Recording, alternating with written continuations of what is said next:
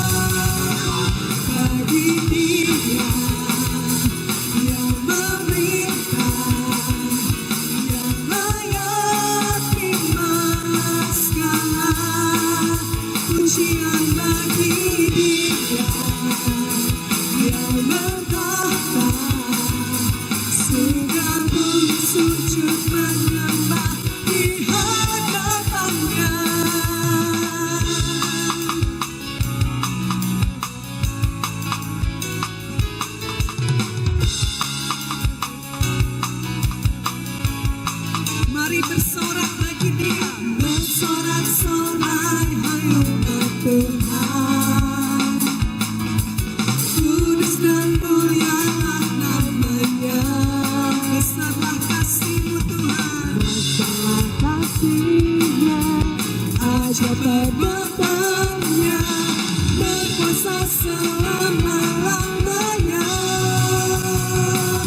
Bagi dia yang memerintah, yang layak terima segala pujian bagi dia yang bertahta, surga bumi sujud menyembah di hadapannya. Bagi dia yang memerintah, yang layak terima segala pujian bagi dia yang bertahta, surga bumi sujud menyembah di hadapannya.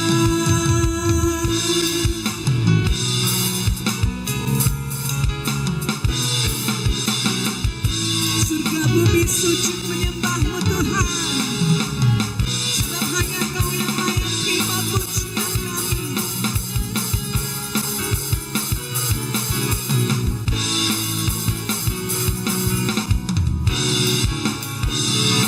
Bagi dia yang meminta, yang layak terima segala pujian bagi dia yang bertahta, surga bumi sujud menyembah di hadapannya. Bagi dia yang meminta, yang layak terima segala pujian bagi dia yang bertahta, surga bumi sujud menyembah di hadapannya. Surga bumi sujud menyembah di hadapannya.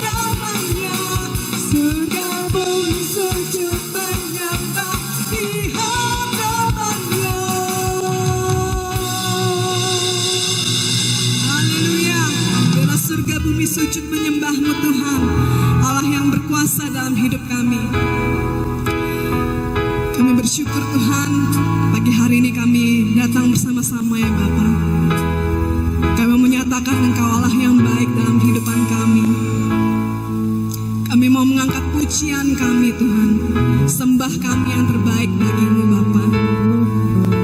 Terima kasih Yesus, Kau sungguh baik Tuhan. Yesus, Kau sungguh baik. Yesus, nama-Mu indah. Yesus, ku cinta Kau selalu, ku tinggikan, ku agungkan selamanya.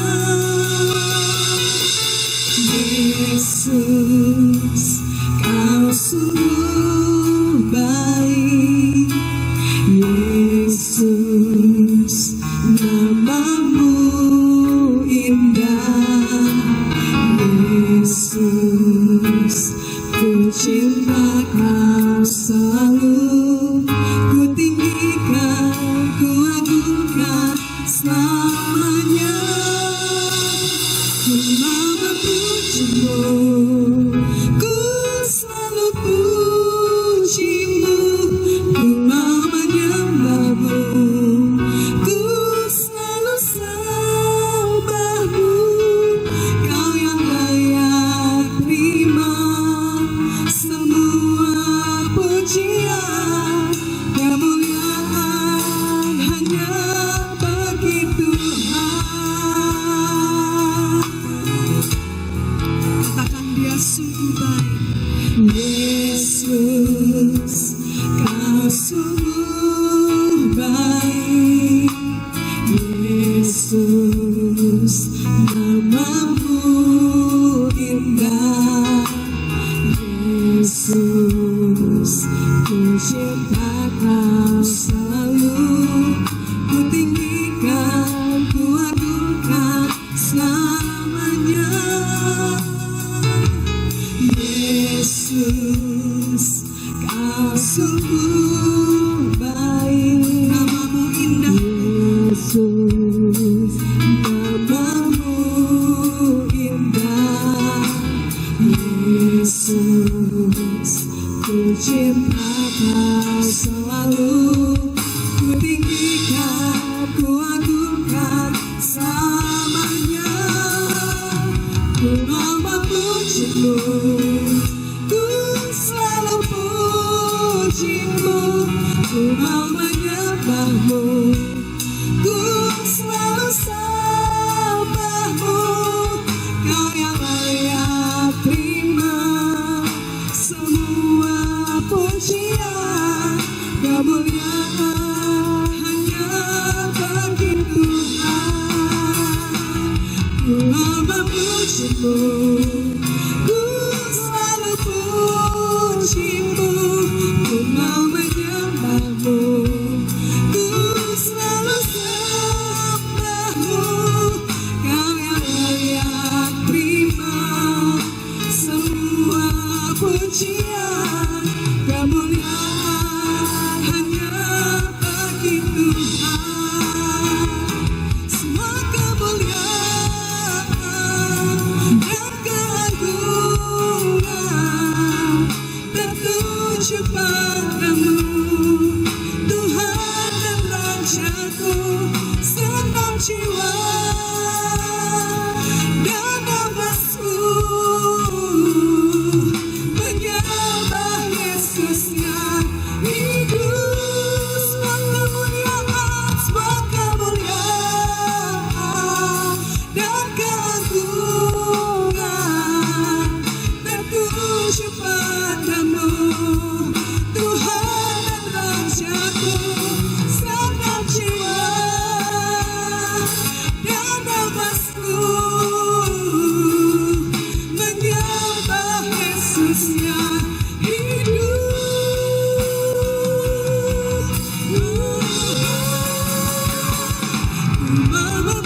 memujimu, ku selalu memujimu, ku menyembahmu, ku selalu sembahmu, kau yang layak terima semua pujian, kemuliaan hanya bagi Tuhan.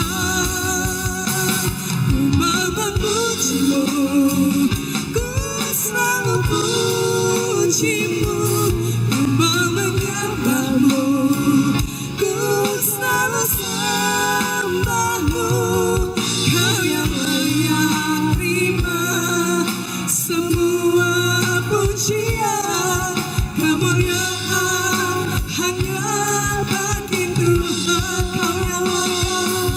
Kau yang layak terima semua pujian, kemuliaan hanya bagi Tuhan. Kau yang layak terima semua pujian, kemuliaan hanya bagi Tuhan.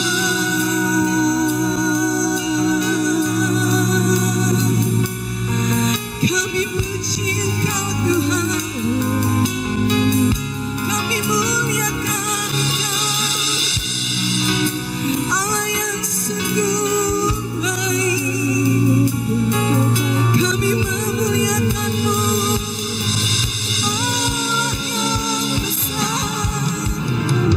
Terpujilah Engkau Tuhan, terpujilah nama-Mu Bapa.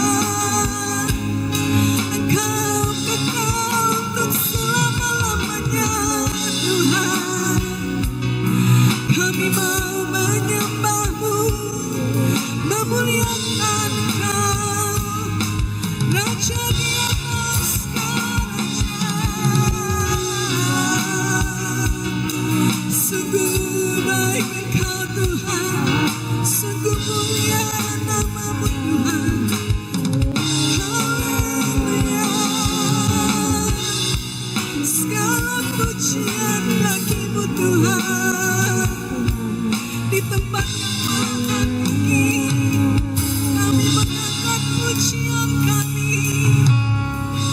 Yesus, Engkau sungguh baik, Kau mulia Tuhan. Oh, ku mau memuji-Mu, ku selalu puji-Mu, ku mau menyembah-Mu, ku selalu sembah-Mu, Kau yang layak terima semua pujian, kemuliaan hanya bagi Tuhan. Ku mau memuji-Mu, ku selalu puji-Mu, ku mau menyembah-Mu, ku selalu sembah-Mu, Kau yang layak terima semua pujian, kemuliaan hanya bagi Tuhan. Kau yang layak terima semua pujian, kemuliaan hanya bagi Tuhan. Kau yang layak terima semua pujian, kemuliaan hanya bagi Tuhan. Semua kemuliaan hanya bagi-Mu Tuhan.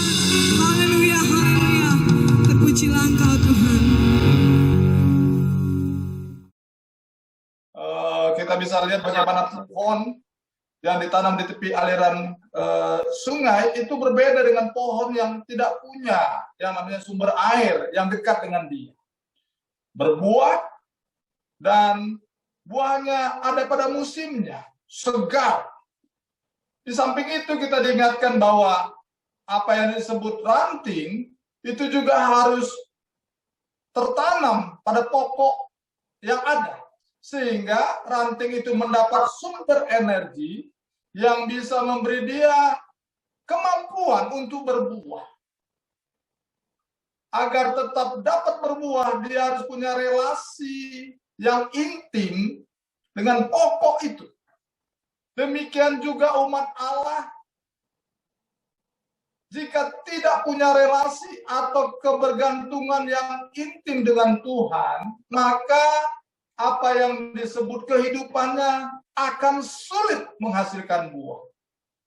Dengan kata lain, umat Allah harus tergantung dengan Tuhan agar tetap hidup secara bermakna dan bahagia. Itulah efek dan konsekuensi kalau kita punya relasi yang intim dengan Allah. Yang jadi persoalan adalah seringkali orang melupakan pentingnya memiliki relasi yang konsisten, akrab dengan Allah. Manusia seringkali berusaha untuk tidak mendekat kepada Allah, menghindar kepada Allah, dan ketika dia punya masalah, baru dia mencari Allah. Ketika semua berjalan dengan lancar, manusia cenderung melupakan bahwa dirinya memerlukan Tuhan. Saya akan ulang apa yang disebut kebenaran ini. Ketika semua berjalan dengan lancar, manusia cenderung melupakan bahwa dirinya memerlukan Tuhan. Kalau hidup kita tidak punya masalah, seringkali kita itu untuk mencari Tuhan tidak lagi struggle, tidak lagi sungguh-sungguh, tidak lagi bersemangat. Ya udahlah, doa asal ada, ibadah sekedarnya, ikut aktivitas rohani, ya udahlah. Kalau bisa tidak ikut juga enggak apa-apa. Tidak heran kalau kita lihat orang-orang yang ikut kesan itu seringkali belang bentong. Mengapa demikian terjadi? Karena manusia cenderung melupakan bahwa dirinya memerlukan Allah. Dia perlu relasi yang intim dengan Allah. Saat seseorang lalai memelihara relasi dengan Allah, kebugaran rohaninya merosot. Dan kebahagiaan akan meninggalkan dirinya. Ketika seseorang merasa dirinya tidak punya masalah dan mulai menjauh dari Allah, dia akan mengalami kemerosotan rohani. Tidak lagi fit, sama seperti seorang olahragawan, yang olahragawan itu latihannya seminggu sekali. Dan mungkin itu pun hanya sekian menit. Tentu badannya tidak akan mengalami hasil yang maksimal. Berbeda dengan olahragawan yang terus-menerus setiap hari di waktu tertentu melatih dirinya. Tentu kebugaran dalam dirinya berbeda dengan olahragawan yang pertama tadi.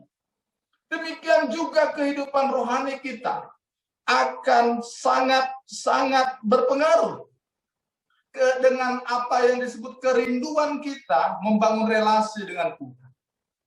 Jangan saat masalah datang, barulah kita menyadari pentingnya memiliki relasi yang akrab dengan Allah.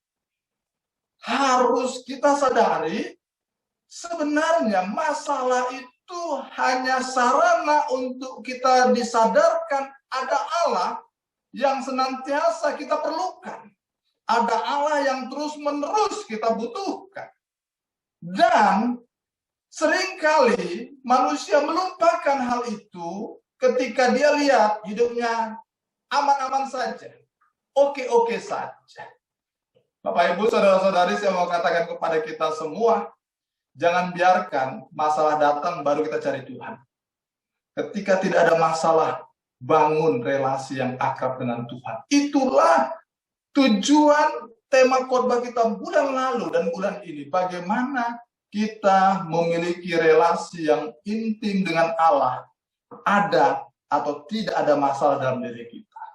Orang seringkali merasa punya kaki, Bapak Ibu, menjaga kakinya ketika kakinya sudah terantuk dengan sebuah benda, lebam, sakit, baru dia sadar, oh ya, saya punya kaki. Mengapa dia sadar punya kaki? Udah sakit. Selama ini dia cuek aja, nggak merawat kakinya dan sebagainya.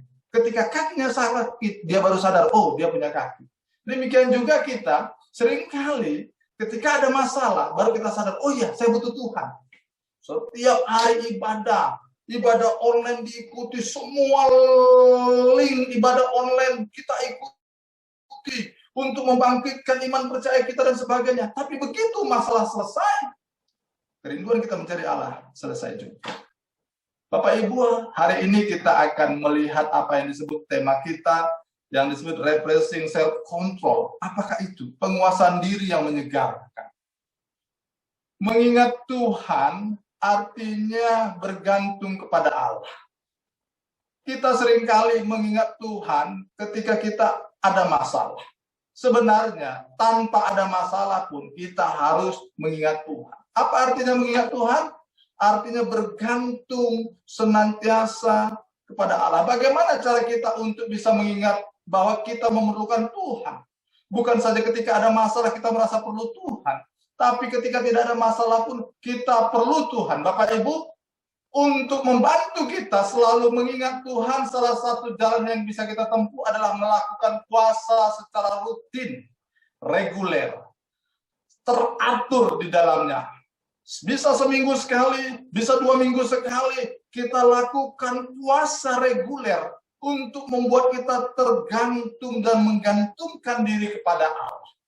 Puasa itu artinya menguasai diri serta membatasi diri terhadap hal-hal yang kita sukai.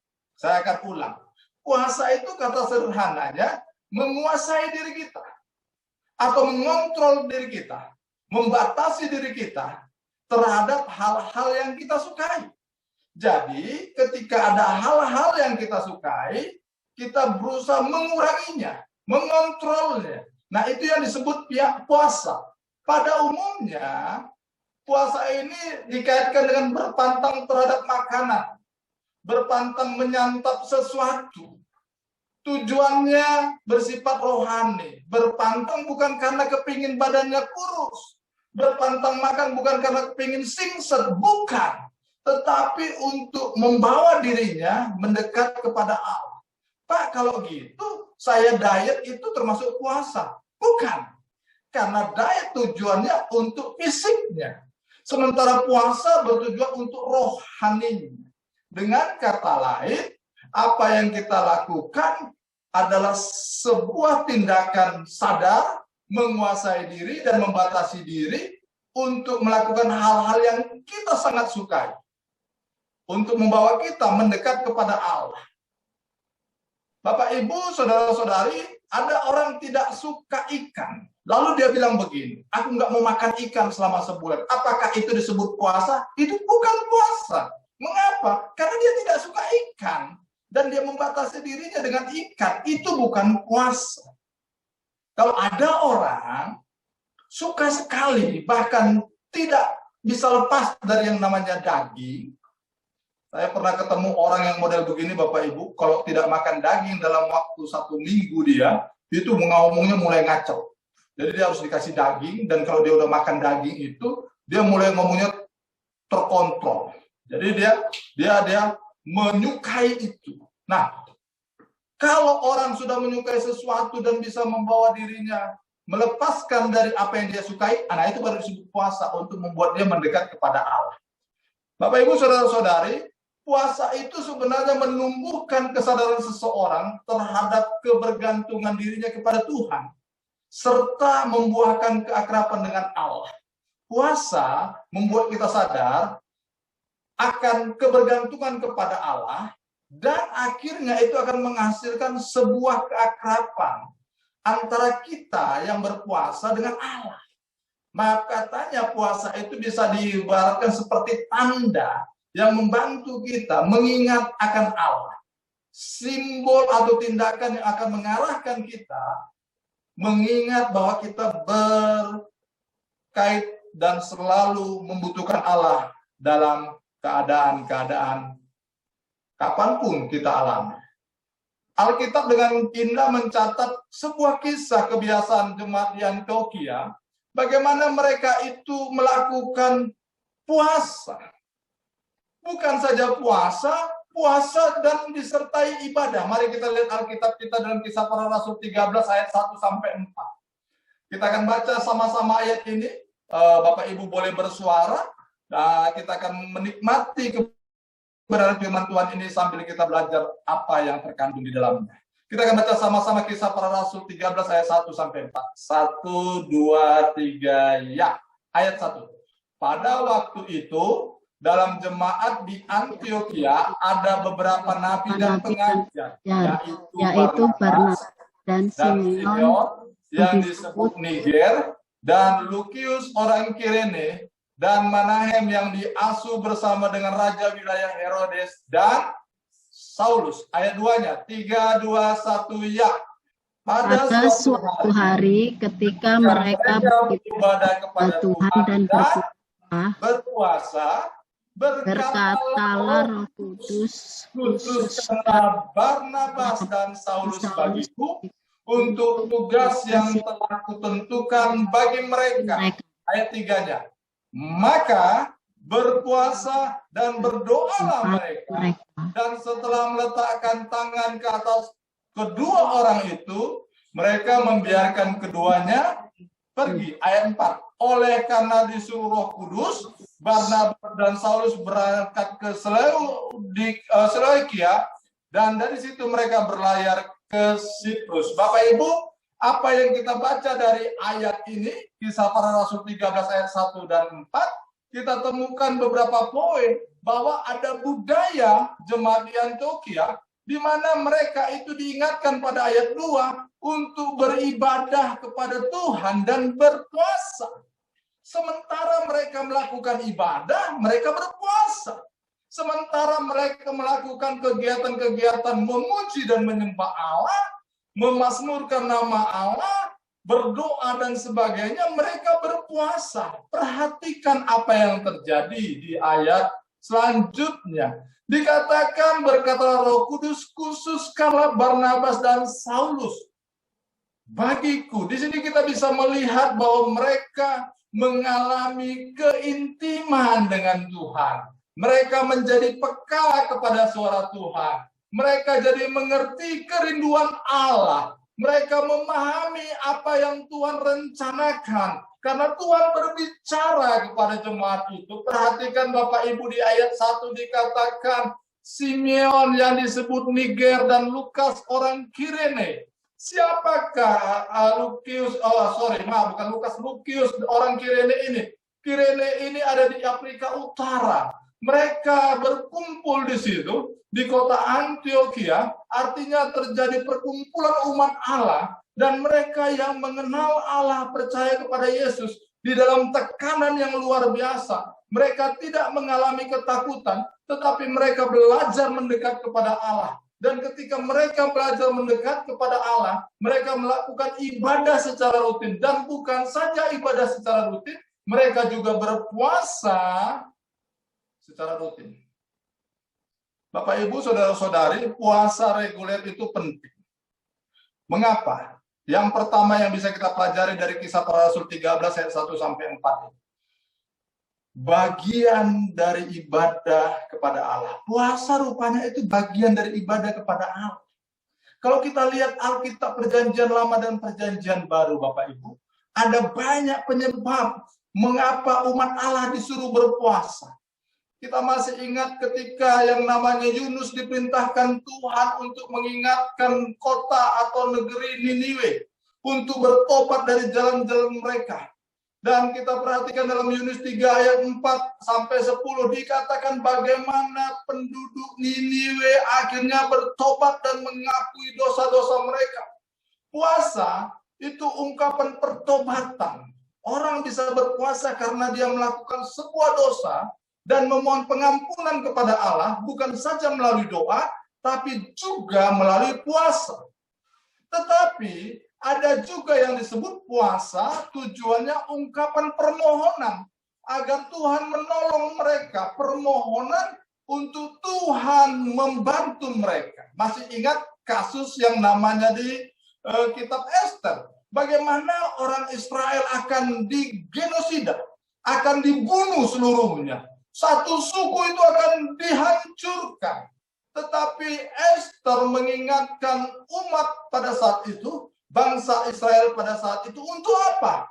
Berdoa dan berpuasa, memohon pertolongan Tuhan, berseru meminta apa yang disebut perlindungan dari Allah. Artinya, kalau di dalam keadaan atau kondisi penduduk Niniwe bertobat dari dosa-dosa mereka, kalau di dalam kitab Ester mereka memohon perlindungan kepada Allah dari rencana jahat yang ditujukan kepada mereka. Ada puasa yang lain. Ini yang kita pelajari hari ini. Wujud dari ibadah, Kisah Para Rasul 13 ayat 2. Kita ingat juga bahwa yang namanya ada seorang perempuan tua ketika yang namanya Yesus masih kecil, Bapak Ibu, dalam Lukas 2 ayat 3-7, sang wanita dikatakan Hana namanya, dia berpuasa dan beribadah setiap hari ada di situ, di bait Allah. Sampai dia bertemu dengan Yesus dan dia bilang sudah siap dia untuk melanjutkan kehidupannya, bertemu dengan Allah, karena apa yang ditetapkan untuknya sudah terlaksana untuk melihat Kristus menjadi manusia. Bapak Ibu, saudara-saudari, apa yang dikatakan dalam kitab Lukas 2 ini menyadarkan kepada kita sebenarnya bahwa Tuhan merindukan kita di dalam aktivitas kita. Kita juga senantiasa melakukan apa yang disebut puasa. Tentu sulit kalau kita seperti Hana ada di bait Allah sementara kita bekerja. Tentu sulit kita seperti Hana menyembah Tuhan dan berpuasa sementara kita sedang melakukan aktivitas mencari nafkah. Itulah sebabnya puasa diizinkan Tuhan terjadi. Karena apa, Bapak Ibu? Sementara kita berpuasa, kita masih bisa bekerja. Sementara kita berpuasa, kita bisa bergantung kepada Allah. Sementara kita berpuasa, kita bisa mendekat kepada Tuhan. Puasa itu seperti alat untuk membuat kita terkait terus dengan Allah. Walaupun kita bekerja, walaupun kita melakukan aktivitas kita, walaupun kita terus sibuk dengan kegiatan-kegiatan kita, selama kita berpuasa, hati kita itu akan senantiasa ditarik bahwa engkau sedang bergantung kepada Tuhan, bahwa engkau sedang terkait dengan Allah. Itulah guna puasa. Puasa bagi jemaat mula-mula, Bapak Ibu, dilakukan setiap hari Rabu dan Jumat. Bapak Ibu, saudara-saudari, dalam kitab Didace ditemukan bahwa gereja mula-mula umat Kristen awal-awal mereka berpuasa setiap hari Rabu dan Jumat. Ini tidak menjadi keharusan, Bapak Ibu, untuk puasa Rabu dan Jumat. Tetapi dari situ kita bisa melihat bahwa di dalam Alkitab ada bukti-bukti yang menjelaskan apa yang disebut puasa itu menjadi bagian rutin umat Allah. Di sisi lain, dalam kisah sesudah Alkitab tertulis, ada kebudayaan baru di mana umat Allah berkumpul, orang Kristen berkumpul, dan mereka melakukan ibadah puasa di dalam hari Rabu dan hari Jumat. Yang menjadi pertanyaannya adalah, apa yang bisa kita pelajari dari hal ini? Bapak, Ibu, saudara-saudari, kita bisa ambil benang merahnya, bahwa puasa reguler yang rutin kita lakukan, itu mampu membangun keakraban dengan Tuhan. Di dalam perjanjian lama kita temukan bagaimana umat Allah mengalami keterkaitan dengan Tuhan melalui puasa. Di perjanjian baru, Kisah Para Rasul 13 tadi kita temukan bagaimana umat Allah selama mereka beribadah, mereka juga berpuasa. Di dalam yang namanya gereja mula-mula, sesudah yang namanya umat Allah mengkanonkan Alkitab, gereja punya budaya untuk melakukan puasa. Itu tercatat dalam kitab Didace. Bapak, Ibu, saudara-saudari, yang dimaksud puasa reguler itu adalah puasa yang konsisten kita lakukan. Kita komit untuk berjanji di hadapan Allah, hari apa kita harus berpuasa. Dalam budaya pelayan mimbar GKPB, sebenarnya ada sebuah budaya. Apa itu budayanya, Bapak Ibu? mereka akan berpuasa di hari di mana mereka melayani. Mereka berpuasa 1 hari sebelum mereka melayani. Itu biasanya dilakukan untuk membuat mereka bergantung kepada Allah. Dan puasa itu bagian dari apa yang disebut ibadah kepada Tuhan. Poin yang kedua yang bisa kita pelajari dari puasa, Bapak Ibu Saudara-saudari, sikap yang bergantung kepada Allah. Bahwa puasa reguler, seseorang yang rutin berpuasa, itu menunjukkan dia itu bergantung kepada Allah.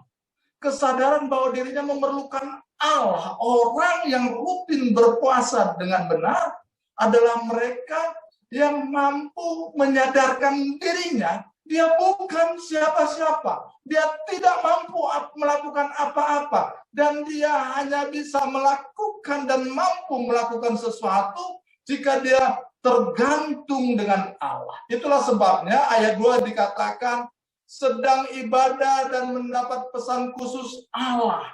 Khususkanlah Barnabas dan Saulus bagiku untuk tugas yang telah kutentukan bagi mereka. Perhatikan baik-baik. Mereka beribadah, mereka berpuasa, mereka menyadari ibadah ini mereka lakukan karena mereka rindu bertemu dengan Allah, tetapi mereka berpuasa untuk bergantung dan menyadari diri mereka. Mereka tak bisa apa-apa tanpa Allah. Tetapi ketika mereka melakukan doa yang namanya puasa dan ibadah itu, Bapak Ibu, mereka bisa mendengar pesan Tuhan secara khusus. Karena mereka terkait dengan indah, terkait dengan baik kepada Sang Penciptanya. Dan Sang Pencipta berbicara kepada mereka tentang rencana Allah untuk pekabaran Injil yang lebih besar. Bagaimana Saulus dipilih dan Barnabas dipilih untuk menjadi alat kemudian hari oleh Allah. Dan waktu umat mendengar pesan Tuhan itu, mereka tidak langsung gerasa-gerusuk. Oh ya, benar, mereka uji. Bahkan dikatakan dalam ayat 3, mereka berpuasa kembali, Bapak Ibu, untuk meminta peneguhan dari Allah dan mendoakan Paulus dan Barnabas dan mengutus mereka. Perhatikan baik-baik. Puasa adalah bagian dari budaya gereja mula-mula, sikap umat mula-mula untuk bergantung kepada Allah. Suatu hari Amerika, Bapak Ibu mungkin pernah mendengar yang namanya Abraham Lincoln. Abraham Lincoln ini adalah presiden Amerika. Dia pendukung anti perbudakan. Sementara negara bagian dari Amerika itu terpecah menjadi 2 kekuatan. Kekuatan yang mendukung pembebasan perbudakan, sementara tuan-tuan tanah yang lain tidak mau ada perbudakan, di mana orang negro kulit hitam yang menjadi buruh-buruh, budak-budak mereka kepingin dibebaskan. Nah, terjadilah yang namanya perang saudara di Amerika. 1800-an keadaan itu terjadi. Nah, waktu hal itu terjadi, Abraham Lincoln sebagai presiden melihat ini berbahaya sekali. Dan dia membuat sebuah yang namanya dekret, memberi perintah. Untuk apa? Untuk bangsa Amerika bertobat, merendahkan diri, berpuasa secara nasional pada tanggal 30 April 1863. Dan dia tetapkan sebagai hari merendahkan hati. Dia katakan demikian, kita telah menerima karunia yang terbaik dari surga. Kita telah dipelihara selama bertahun-tahun dalam kedamaian dan kemakmuran. Kita telah bertumbuh dalam jumlah, kekayaan, dan kekuatan melebihi yang pernah dialami negara lain. Tetapi kita telah melupakan Tuhan. Ketika dia melihat bangsanya berperang, dia ingatkan bangsanya, kita sudah jadi makmur, kita jadi kuat, kita lebih hebat dari negara lain, jumlah kita juga banyak. Tapi kita berperang, dan saat kita berperang artinya kita sudah melupakan Tuhan. Karena itu dia sebagai presiden Amerika berkata demikian. Sekarang, oleh sebab itu, saya melalui pernyataan saya ini menetapkan dan mengkhususkan hari Kamis 30 April 1863 sebagai hari merendahkan diri, berpuasa dan berdoa secara nasional. Mereka bertobat, Bapak Ibu. Negara Amerika menghentikan semua kegiatannya, meletakkan diri untuk berdoa dan berpuasa. Semua masyarakat mendatangi tempat ibadah, berseru kepada Allah. Dan akhirnya terjadi pemulihan. Tahukah kita Puasa itu merupakan bagian sikap tergantung kepada Allah. Mereka-mereka yang merindukan puasa adalah mereka-mereka yang bergantung kepada Allah. Apa yang bisa kita pelajari pada poin yang ketiga dari Kisah Para Rasul 13 ini? Puasa reguler itu penting karena cermin sikap rendah hati di hadapan Allah. Bapak Ibu, orang yang berpuasa kalau tadi bergantung kepada Allah, itu menggambarkan poin ketiga, dia punya sikap rendah hati. Bukan rendah hati dan berkata, aku rendah hati ya, bukan. Tapi itu membawa di dalam tindakannya, tercermin di dalam sikapnya. Karena orang yang berpuasa menyadari bahwa dia memerlukan Allah, bahwa dia membutuhkan Tuhan. Cerminan sikap rendah hati di hadapan Allah.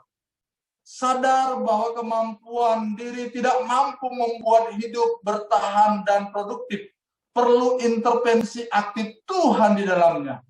Ini yang disebut sikap rendah hati. Bapak Ibu saudara-saudari yang terkasih, puasa itu membantu kita untuk selalu mengingat keberhasilan kita bukan karena kita, tapi anugerah Tuhan semata. Puasa itu bagian dari yang namanya cerminan hati kita, bahwa di depan kehidupan ini saya tidak tahu apa yang akan terjadi. Karena itu saya memerlukan Tuhan untuk membimbing saya, menguatkan saya, meneguhkan saya. Kalau kita perhatikan Kisah Para Rasul 13 tadi, kita bisa melihat pemimpin jemaat di Antiokhia sadar bahwa mereka tidak mampu mengendalikan kemampuan mereka sendiri. Tidak mampu mengandalkan kehebatan mereka. Tetapi mereka belajar mengandalkan Tuhan. Sehingga ketika diperintahkan Tuhan untuk mengkhususkan Barnabas dan Saulus. Nanti kita tahu Saulus ini menjadi siapa? Menjadi Paulus. Tokoh yang dipakai Tuhan luar biasa. Jemaat Antiokhia berpuasa para pemimpinnya. Meletakkan hatinya di hadapan Allahnya. Lalu menumpangkan tangan kepada Barnabas dan Saulus. Dan mengutus mereka untuk pergi ke tempat lain dan menjadi berkat. Bapak Ibu, kesombongan selalu membutakan mata hati seseorang.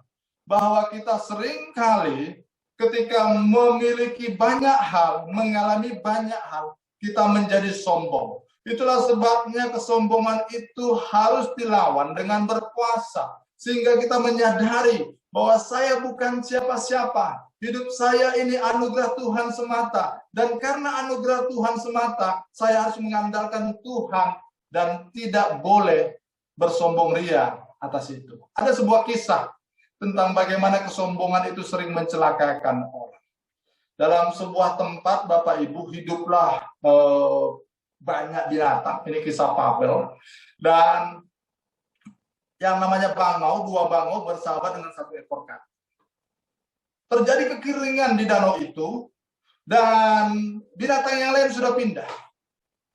Bangau bisa saja pergi bersama temannya, bangau yang lain, ada dua bangau, ke tempat yang lain, yang ada airnya. Tapi sahabat mereka kata nggak bisa pergi jauh. Lalu mereka punya ide. Dua bangau tadi punya dua ide dan diskusi dengan kata, bagaimana kami bisa mengangkat engkau? Kami masukkan engkau ke mulut kami, kamu bisa kemakan. Tapi kalau kami taruh di sayap, angin kencang, kamu nggak bisa apa-apa. Oh, gampang. Gampang bagaimana? Sesudah mereka berpikir, akhirnya mereka menyadari dan mengambil sebatang kayu yang kecil, di mana batang kayu itu digigit oleh dua bangau tadi, dan di tengah-tengahnya sang katak menggigit yang namanya batang kayu tadi. Lalu mereka mencoba dan mereka bisa terbang. Katak ada di tengah-tengah dan mulutnya menggigit batang kayu tadi. Kedua bangau terbang dan di tengah-tengah mereka ada sang katak yang menggigit yang namanya batang kayu itu. Bapak Ibu, sementara mereka terbang begitu, mereka mendengar pujian. Wow, luar biasa. Ide yang cemerlang, tindakan yang revolusioner, hebat, dan sebagainya. Dan ada yang berteriak dengan lantang, ini ide siapa? Apa yang kalian lakukan itu luar biasa. Bangau hanya bisa tersenyum dan tidak melakukan tindakan apa-apa, dan tidak mau menggerakkan mulutnya. Mereka tetap terbang karena mereka tahu kalau mereka menggerakkan mulutnya, kayu itu akan terlepas dan sangkata akan jatuh dan mati. Tetapi sangkata yang begitu pongahnya, begitu sombongnya, begitu angkuhnya ingin memamerkan kehebatan. Dan dia dengan bangga membuka mulutnya dan menjawab, "Ini ide saya," katanya. Sangkata yang sombong itu teriak menjawab pertanyaan, "Itu ide siapa?" Bapak Ibu, saudara-saudari, ketika mulutnya terbuka, kayu terlepas dan kata jatuh dari ketinggian dan akhirnya mati ketika badannya menghujam batu yang ada di bumi. Seringkali tanpa kita sadari, diri kita ingin memamerkan siapa kita, menyombongkan diri kita, menunjukkan kehebatan kita. Ketika engkau belajar berpuasa, engkau melatih dirimu untuk melakukan apa yang disebut perendahan hati. Bapak Ibu, saudara-saudari, Richard Foster dalam bukunya Celebration of Discipleship mengatakan begini, lebih dari semua disiplin yang lain, puasa akan mengungkapkan hal-hal yang mengendalikan kita.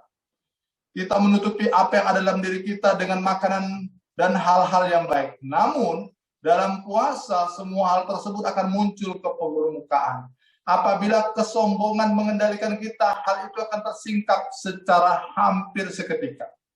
Ketika kemarahan yang ada dalam diri kita dan ketika kita berpuasa, maka kemarahan itu akan muncul dan akan diperbaiki. Richard Foster dengan indah berkata bahwa puasa akan membongkar apa manusia dalam kita. Apa yang ada terjadi dalam diri kita. Puasa akan memunculkan karakter-karakter yang tidak baik dalam diri kita. Dan puasa dikatakan oleh Richard Foster, salah seorang penggerak discipleship ini, pemuritan ini, mengatakan dia akan memunculkan hal-hal yang tidak baik yang harus kita perbaiki dalam diri kita. Orang yang suka dan mencintai puasa, dia akan semakin rendah hati. Dia akan semakin bergantung kepada Allah. Dan sifat-sifat buruk dalam dirinya akan tersingkap. Dan dia akan membuang itu pelan dan pasti dalam pimpinan Roh Kudus. Sikap iri hati itu akan hilang ketika dia rutin berpuasa. Sikap pertentangan, ketakutan, keangkuhan itu akan hilang seketika ketika dia belajar berpuasa. Mengapa demikian Bapak Ibu? Karena ketika kita berpuasa, kita terkonek dengan Allah. Dan sifat-sifat kita itu yang tidak layak di hadapan Allah akan terbongkar dan akan terbuang dan akan muncul ke permukaan dengan pimpinan Tuhan. Dengan kata lain, Bapak Ibu Saudara-saudari, puasa adalah sarana yang diizinkan Tuhan untuk membuat kita bergantung kepadanya dan sikap rendah hati akan muncul dalam diri kita. Puasa menolong seseorang untuk mengenali dirinya yang sesungguhnya. Saya akan ulang. Puasa akan menolong kita, Bapak Ibu semua yang ada di tempat ini, untuk mengenal siapa diri kita yang sesungguhnya.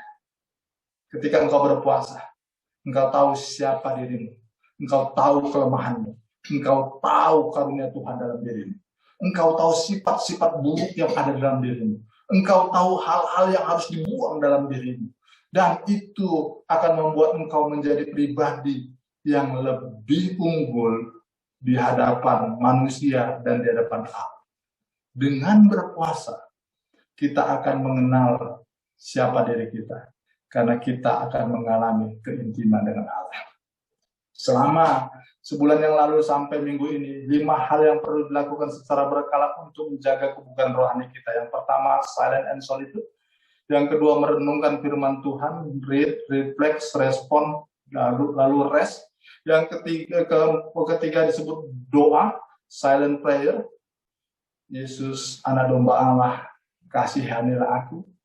Hanya mengucapkan kalimat yang seperti itu. Seperti yang saya pernah saksikan ketika kita jemaat bergumul harus membayar gedung kita. Saya tak mampu lagi berkata-kata, yang saya lakukan hanya silent prayer. Tanpa terasa waktu begitu cepat berlalu, saya hanya mengucapkan kalimat, Yesus, anak domba Allah, kasihanilah kami. Yesus, anak domba Allah, kasihanilah kami. Karena saya tidak tahu lagi harus berdoa seperti apa. Saya tidak tahu lagi harus merangkai kata seperti apa. Mengucapkan kata seperti apa. Maka saya melakukan apa yang disebut silent prayer. Doa dalam keheningan itu. Saya mengucapkan satu kalimat. Yesus, anak domba Allah, kasihanilah kami. Dan hal itu membuat saya merasakan indahnya hadirat Tuhan dan bisa merasakan apa yang harus saya lakukan selanjutnya. Dengan jelas saya melihat apa yang Tuhan kerjakan di dalam kehidupan jemaat. Yang ketiga, yang keempat, apa yang disebut ibadah. Dengan kita rutin beribadah. Pagi, siang, sore, setiap hari. Ingat, orang Kristen mula-mula beribadah. Kitab Mazmur mengingatkan kita, Daniel beribadah setiap hari. Sampai karena ibadahnya dia dikomplain oleh teman-temannya, dianggap itu sebagai kelemahannya. Beribadah setiap hari, bukan saja hari Minggu. Gereja kita sudah ada buku yang namanya ibadah harian, tinggal mengikutkan itu. Lakukan ibadah. Yang kelima yang disebut puasa. Hari ini kita belajar tentang puasa. Kita tahu bagaimana puasa membentuk diri kita. Jenis-jenis puasa, ada yang disebut puasa biasa, ini dalam pelajaran DK, tidak makan selama beberapa hari. Bisa 3 hari, bisa 7 hari, Tuhan Yesus tidak makan 40 hari, itu disebut puasa biasa. Yang kedua, puasa total, tidak makan dan minum sepanjang hari, bisa 1 hari. Dari subuh, dari malam sampai sore, bisa kita lakukan. Itu yang disebut puasa total, tidak makan dan tidak minum. Yang ketiga, ini yang paling keren, disebut puasa terbatas. Berpantang makan atau melakukan tindakan tertentu yang menjadi kesukaan. Kalau kita suka daging, kita tidak makan daging. Kalau kita suka main handphone pun, kita janji, ya udahlah, nggak main handphone selama 2 atau 3 hari, itu pun disebut puasa. Tidak menjawab yang namanya pesan-pesan WhatsApp, pesan-pesan SMS, atau ngangkat telepon, itu juga puasa disebut. Karena apa? Berpantang terhadap sesuatu. Bapak Ibu saudara-saudari, dengan berpuasa terbatas, ini kita akan juga mengalami kedekatan dengan Allah. Kita bisa melakukan 3 jenis ini. Bisa mungkin jenis pertama puasa biasa, atau mungkin puasa total, atau mungkin puasa terbatas. Terserah kita mau melakukan yang mana. Boleh berpantang tidak makan kalau puasa terbatas. Boleh juga tidak melakukan aktivitas yang lain. Seperti main handphone, main internet, dan sebagainya. Atau mungkin hal-hal yang kita sukai dan kita tidak lagi lakukan. Itu namanya puasa terbatas.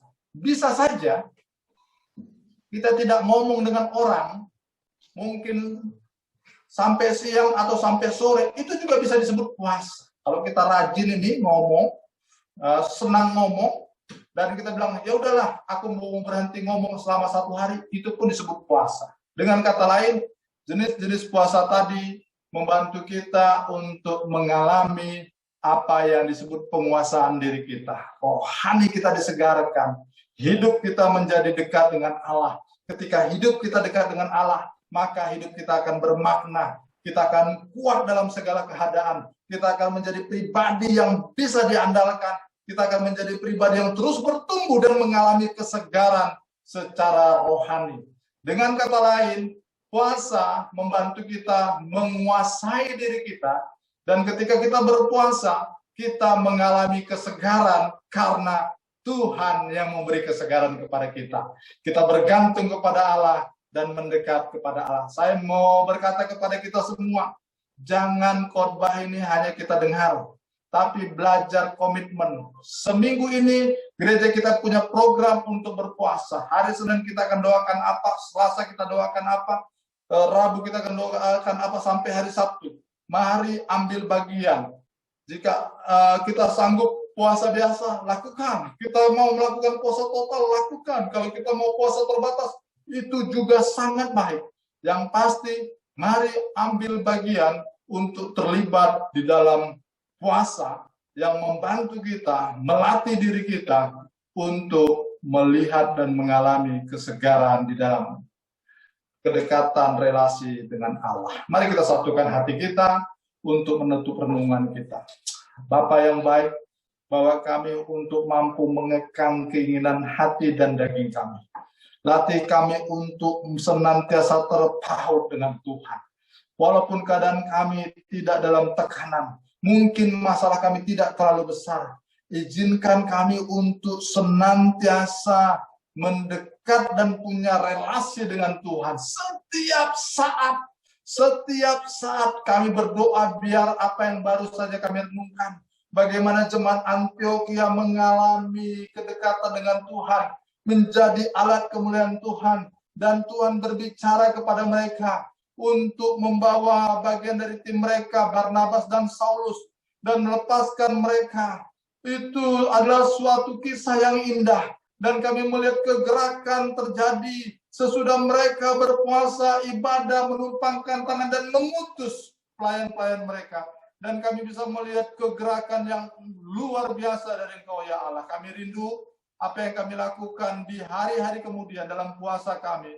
Kami juga mengalami kebugaran rohani, kepekaan kepada suara Tuhan, dan senantiasa mendekat kepadamu. Hamba berdoa bahwa kami berlatih, mengekang kedagingan kami, menguasai diri kami. Tetapi kami disegarkan secara rohani, karena kami mengandalkan Tuhan, berharap kepada Tuhan. Bapak terima kasih untuk semuanya. Di dalam nama Yesus, berkat Tuhan turun atas jemaat-Mu, berkat Tuhan melimpah atas kami, berkat Tuhan memenuhi kami yang rindu dan sudah mendengar firman-Mu, serta melakukannya. Engkau membawa kami dalam kebahagiaan dan sukacita ya Allah. Di dalam nama Yesus, kami alaskan doa ini dan kami mengucap syukur untuk kebaikan-kebaikan Tuhan. Amin. Saya serahkan selanjutnya.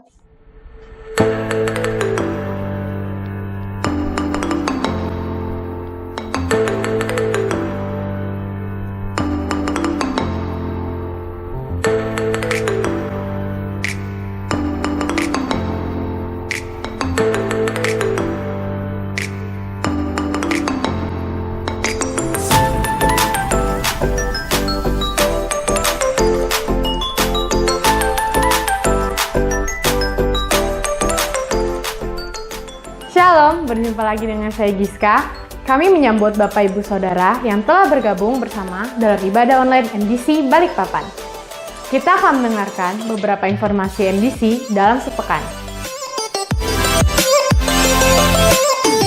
Seluruh ibadah dan kegiatan lainnya untuk sementara waktu tetap dilakukan secara online via Zoom. Ibadah mukjizat dalam doa pada hari Selasa pukul 19.30 via Zoom. Untuk informasi dapat menghubungi Bapak Manopo.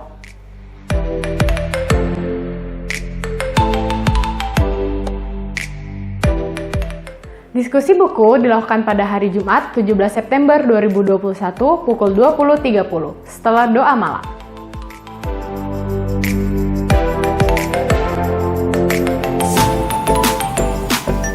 Gerakan Berkat Tuhan dari Rumah Tuhan pada hari Sabtu 18 September 2021 pukul 10 sampai dengan 12 siang.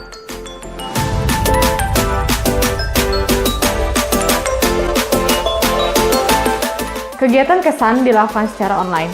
Untuk informasi dapat menghubungi ketua kesan masing-masing.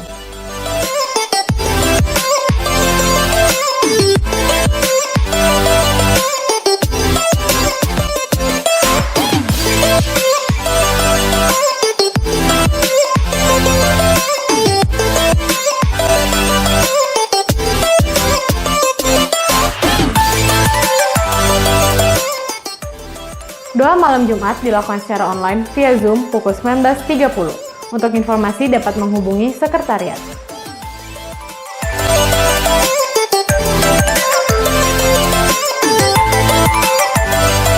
Saatnya memberikan persembahan.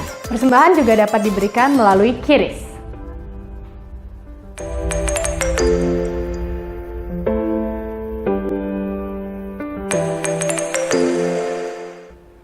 Demikian info MDC dalam sepekan. Selamat hari Minggu, Tuhan Yesus memberkati. Salam sehat.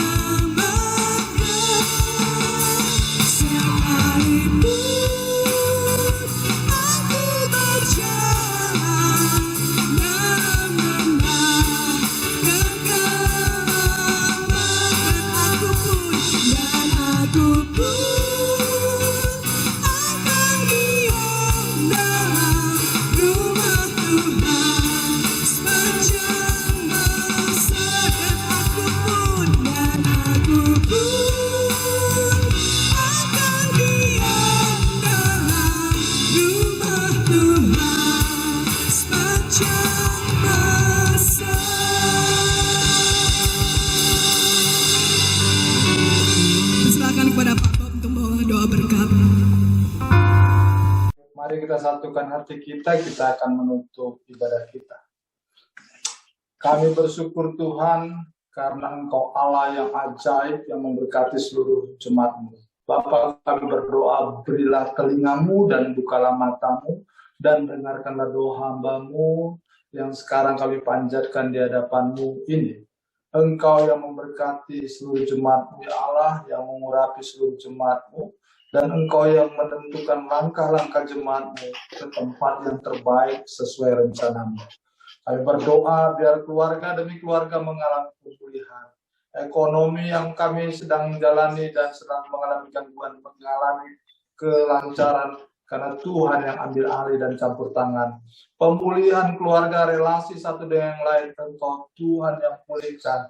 Kesehatan, Kau Tuhan juga yang memulihkan. Dan biar Tuhan bawa kami semakin mendekat kepadamu dan bergantung kepadamu. Jemaat, mari angkat tanganmu. Kita akan mengakhiri ibadah kita. Tak sedetik pun Tuhan meninggalkanmu. Tak sedetik pun Tuhan membiarkanmu. Dan tidak ada kerinduan Tuhan berlama-lama membiarkan engkau ada dalam tekanan dan persoalan. Tetapi Tuhan merindukan engkau senantiasa mendekat kepadanya, mencari wajahnya, dan engkau akan mendapat kekuatan baru dan mengalami pemulihan yang daripada Tuhan. Terimalah berkat ini hari ini dan hari-hari selanjutnya. Engkau akan mengalami pemulihan dan hari ini Tuhan menetapkan langkahmu sebagai orang benar.